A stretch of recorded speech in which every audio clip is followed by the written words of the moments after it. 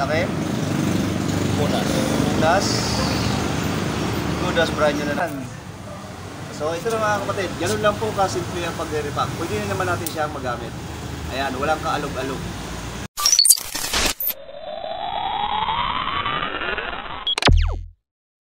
Okay mga kapatid, magandang araw at welcome back po dito sa aking page na sa Yamado Vlogs. Ayan, at ngayon ang gagawin natin mga kapatid ay mag-tutorial tayo. Ano? Ito, ating bearing. Yan, pansinin nyo kung gano'n siya. Titingnan natin, o ituturo ko sa inyo kung paano natin siya i-repack. Ito goods pa to. Ayan, wala pa siyang alog, pero ito talaga ay madumi lang. So ituturo ko sa inyo kung paano natin siya i-repack. Okay? Pero bago yan mga kapatid, shoutout po muna sa ating mga kapatid dyan, sa aking mga followers, sa aking page, siyempre sa aking YouTube channel, sa subscribe po sa inyo. Lahat po sa inyo, shoutout po. 3 hours later. Mayroon tayong sting. Ay, hindi pala ito sting. Sting ang lagayan pero gasolina ang laman. Siyempre meron tayong lagayan, may konting gas na rin. At meron tayong panundot. Ayan, matulis to. At the same time, yung ating dalawang bearing. Bababad muna natin siya. Lagyan natin konting gasolina. Ayan. Tapos saka natin siya pabrasin.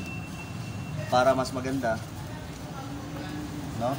Pakita natin sa inyo kung kikintab pa ba siya o hindi na. Yan. Lumilinis na kahit paano.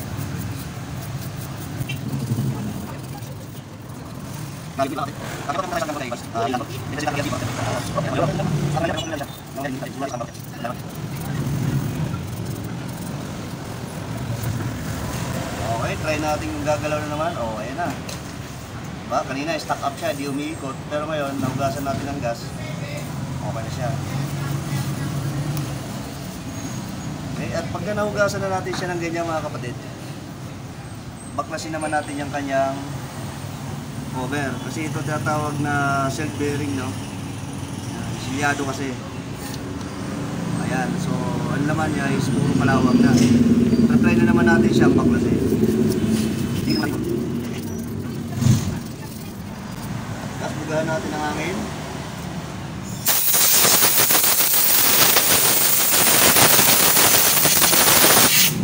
Try nga natin.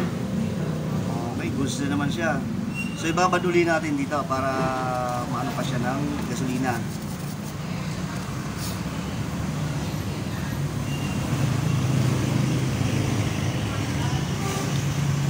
Yan o, dumi.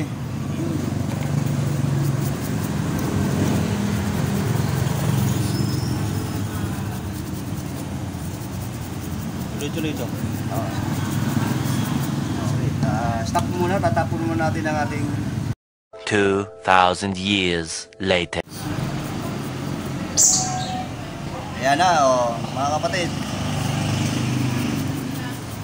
At ang ating mga bearing, ayan na rin siya. Kaunting buga ng hangin.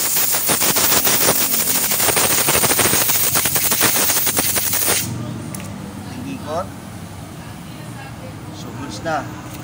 Kabila. Hangin.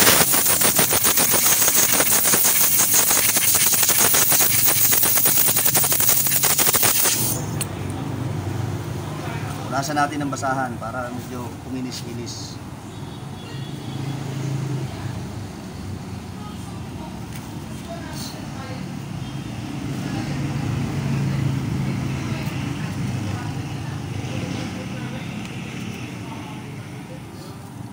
Alright, at pagkatapos niyan mga kapatid, lalagyan naman natin ngayon ng grasa. Siyempre may grasa tayo dyan para mas maging swabe uli ang ating bearing.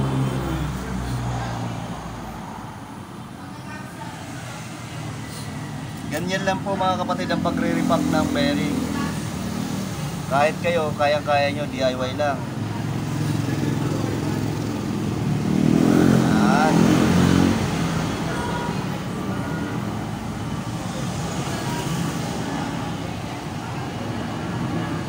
Tapos ikot-ikutin natin. na, swabe na oh. At syempre ilagay na natin ang cover ulit. Alright. At punasan na naman natin para maging bearing na naman siya mga kapatid. Pwede rin naman natin siyang isalpak sa ating mga motor kung saan man natin ginagamit ang ating bearing.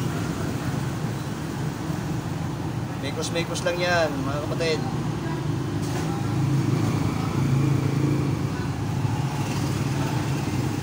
Oh, tingnan nga natin. Good as brand new na ba? Iyon o. Paikutin natin. Ayan, suwabe na o. Lagyan pa natin yung kabila para magparisa na yung dalawa.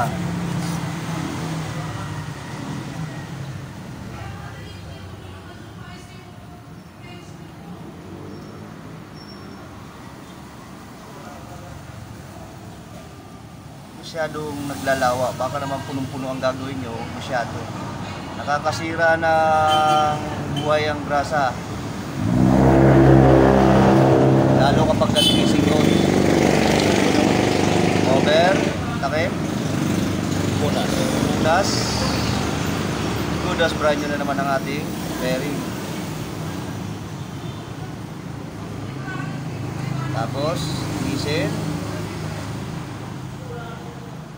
Paikutin at hawakan at paikutin uli. O ha? Yun o. Swabe na naman. So ito na mga kapatid, ganun lang po kasimple ang pag-repack. Pwede na naman natin siyang magamit. Ayan, walang kaalog-alog. Kahit alogin pa natin to ng ilang beses. Alright, maraming salamat po. Thank you sa mga nagtapos dito sa ating routing tutorial. Thank you rin sa ating cameraman kay Vice. Thank you sa Vice. Shoutout po sa inyo lahat. Okay. Salamat.